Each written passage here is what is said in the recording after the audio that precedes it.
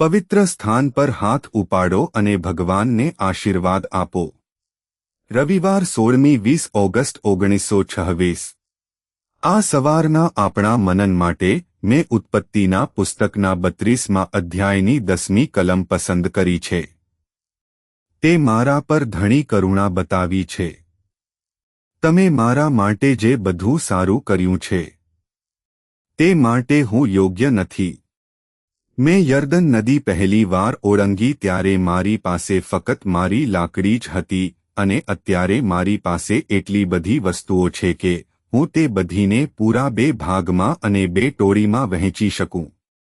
સુપ્રભાત મિત્રો. આપણી પાછળનો ભૂતકાળ સારો કે મુશ્કેલ હોઈ શકે છે, ભવિષ્ય અજાણ્યું છે, પરંતુ ભગવાન તરફ જોવું મહત્વપૂર્ણ છે. ચાલો આ શ્લોક પર ધ્યાન આપીએ. આ સવારના ધ્યાનની થીમ છે ભગવાનને જુઓ. યાકૂબ પોતાના ઘરેથી ભાગી ગયો હતો કારણ કે તેણે બંને આશીર્વાદ લીધા હતા, મોટા પુત્ર તરીકે જન્મસિદ્ધ અધિકારના આશીર્વાદ અને પિતા તરફથી આશીર્વાદ લીધા હતા. બંને તેના ભાઈ એસાવને આપવાના હતા. જો કે જેકબ અને તેની માતા બંનેએ આયોજન કર્યું હતું કે જેકબને આશીર્વાદ મળે અને હવે એસાવથી બચવા માટે જેકબ ભાગી ગયો અને બેથેલમાં રસ્તામાં તેને સ્વર્ગ ખોલવાનું દર્શન થયું અને તેણે સ્થાનોનું નામ બેથેલ રાખ્યું, ભગવાનનું ઘર. અને પછી તેણે ભગવાનના આશીર્વાદ માંગ્યા અને એક જગ્યાએ ગયો અને રહ્યો, લગ્ન કર્યા અને પછી તેના સસરાની જગ્યાએ લગભગ 14 વર્ષ કામ કર્યું અને હવે તેને એટલો આશીર્વાદ મળ્યો કે તેની પાસે 2 કેમ્પ હતા. તેને તેની સાથે ઘણા આશીર્વાદ હતા, પરંતુ તે પછી તે જબ્બોક નદીના કિનારે નામની જગ્યાએ હતો.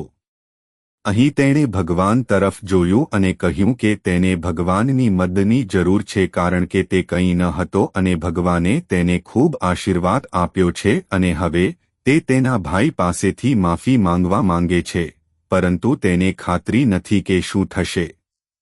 ત્યાં થાય છે. તેણે પ્રભુની મદદ માંગી. સાથીઓ, આપણે અમુક પરિસ્થિતિઓમાં છીએ. આપણો ભૂતકાળ સારો કે ખરાબ હોઈ શકે છે. આપણું ભવિષ્ય ચોક્કસપણે અજાણ છે અને આપણે શું થશે તેના ડરમાં છીએ, પરંતુ પછી એક વાત નિશ્ચિત છે.